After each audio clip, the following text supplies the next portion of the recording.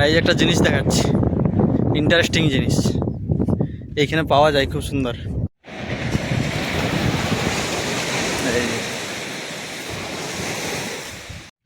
Hello guys, welcome back to my YouTube channel. আমি অমলান, আর তোমাদের সামনে আজকে একটা নতুন ব্লগ ভিডিও নিয়ে চলে এসেছি। তো আজকে আমি যেতে চলেছি, পাশে একটা বিচ আছে আমাদের, আমি যেখানে থাকি হোস্টেলে।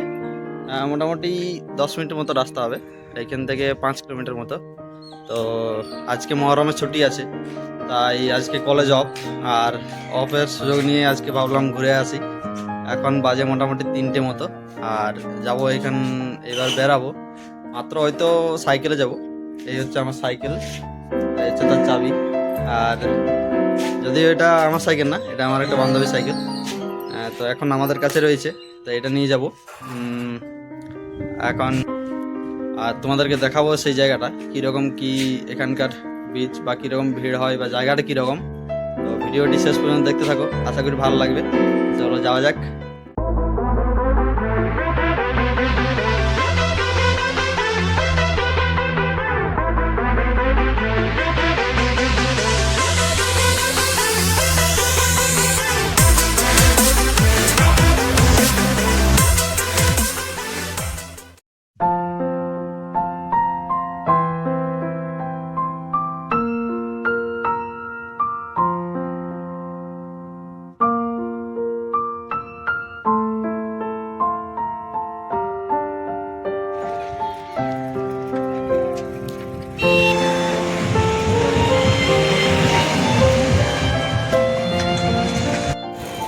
তামিলনাড়ুর রাস্তায় এই প্রথমবার সাইকেল নিয়ে বেরোলাম।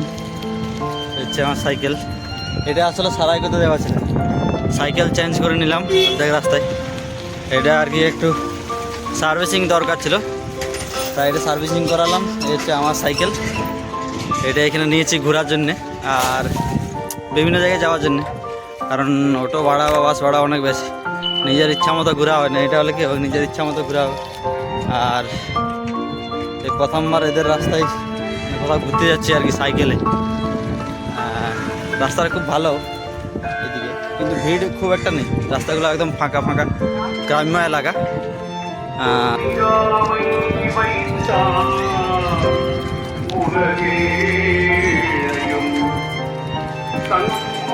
এদের এখানে মন্দিরের সংখ্যাটা খুব একটু বেশি, মানে তুলনামূলকভাবে আমাদের ওখানে। আর মন্দিরগুলো অনেক বড় বড়, আর সবাই তাকাচ্ছে আমার দিকে, পিছনের লোক।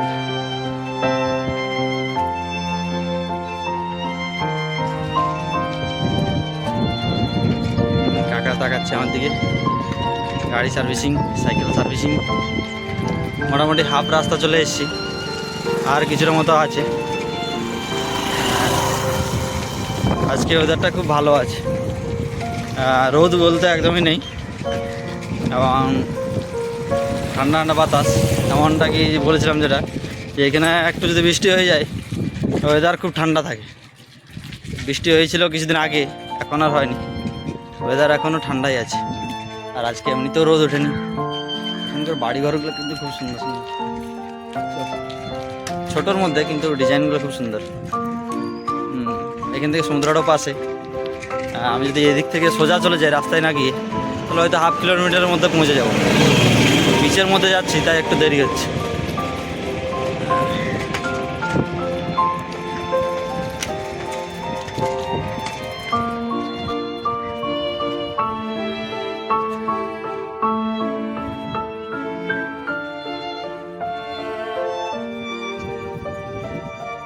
ফাইনালি বিচের মধ্যে পৌঁছে গেলাম। এই হচ্ছে পুদুপেট্টাই বিচ, একদম পুরো শুনশান, খুব একটা লোকের ভিড় নেই। আর সেখানে কিছুজন ছেলে খেলাধুলা করছে। ফাইনালি সমুদ্রের ধারে পৌঁছে গেছি। এই হচ্ছে সেই পুদুপেট্টায়ের বিচ, নির্জন একটা বিচ। এই যে একটা জিনিস দেখাচ্ছি, ইন্টারেস্টিং জিনিস এইখানে পাওয়া যায়, খুব সুন্দর। দেখতে পাচ্ছ এই জিনিসটা, এই গাছগুলো থেকে এই ফুলটা তৈরি হয়ে কাঁটা জাতীয়। এটা হচ্ছে সেই জিনিস, এটা হচ্ছে একটা ইন্টারেস্টিং ইয়ে রয়েছে। এটা একটা ইন্টারেস্টিং বিষয় রয়েছে, সেটা হলো দেখতে থাকো। এটা অটোমেটিক চলতে থাকবে, ঘাস জিনিস কিন্তু চলবে। এটা এখানে রাখবো, আর দেখো এই যে যেরকম যেরকম বাতাস দিবে, ফোকাস চলে গেল।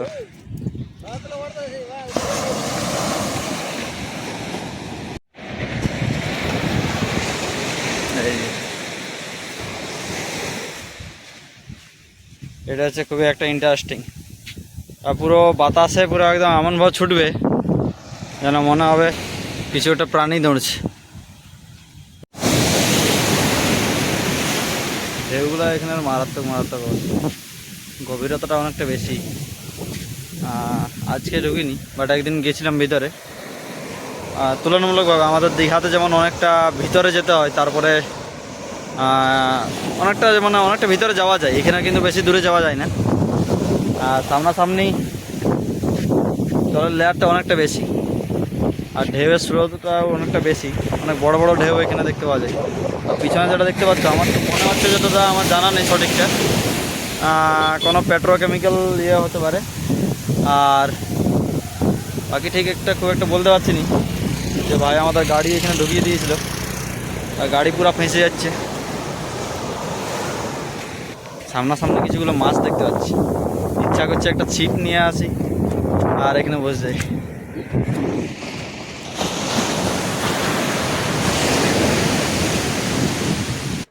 এখানকার সবচেয়ে ভালো একটা জিনিস হলো, সেটা হচ্ছে এখানকার বালিটা পুরো একদম ঝরঝরে বালি।